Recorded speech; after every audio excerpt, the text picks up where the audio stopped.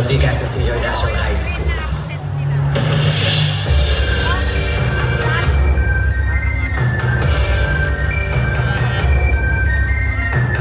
Ako po si Maika C. Precioso, grade 9 Mahogany. Ang nanghikayat po sa akin na sumali sa street dance is si Sir Marvin po. Balik Alindog, Dintex. I am Teresa A. Villanueva, Master Teacher 1 and the OIC of the Office of the Principal, 53 years old.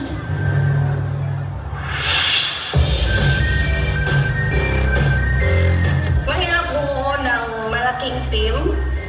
Pag mas marami ang participants, mas marami din ang expenses, pero masaya naman kapag marami sila.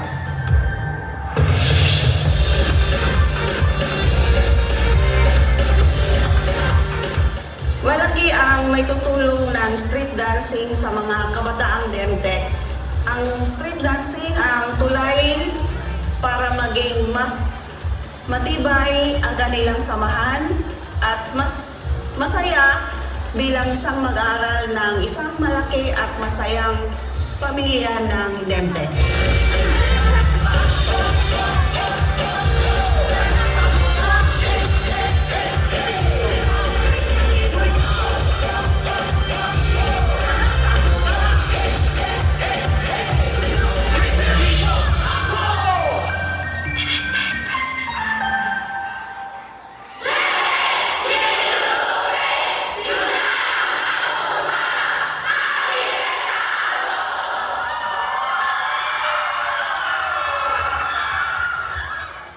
Sa di kalayuang nayon, nakatira ang isang babaeng nagngangalang Esther.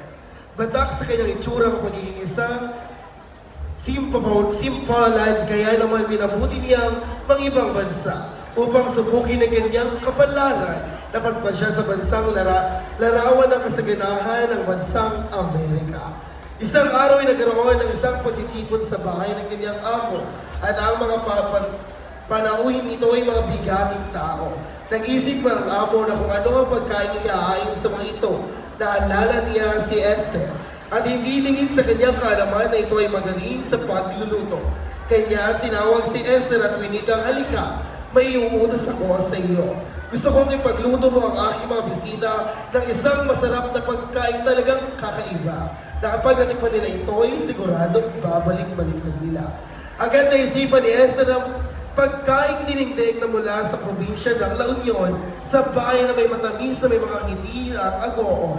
Ang pagkain nagbibigay ng sapat na sustansya sa pangangatawan. Ang dinigdig ay kilala rin bilang Itabraw, ay isang tanyag na pagkain Pilipino mula sa rehiyon ng Ilocos. Ang karaniwang sakap nito ay mga gulay gaya ng sitaw, talong, okra, kalabas at iba't ibang dahon ng gulay na ginagamitan ng bagoong isda o fermented fish paste upang mas maging malasa para mas maging malinamnam ito sa karaniwang pinapares ng Ilocano sa prito o inihaw na isda. Napakasarap ng namamanghang mga bisita sa lasa ng inihain ni Esther. Walang pagsidla ng namutawing ngiti sa mga labi ni Esther ang natanggap ng mga papuri mula sa bisitang nakatikim ng masarap na dininding. Ang kanyang pinagmamalaki na dininding ay naging kilala hindi lang sa buong bayan ng Agoo, kundi sa buong probinsya ng La Union.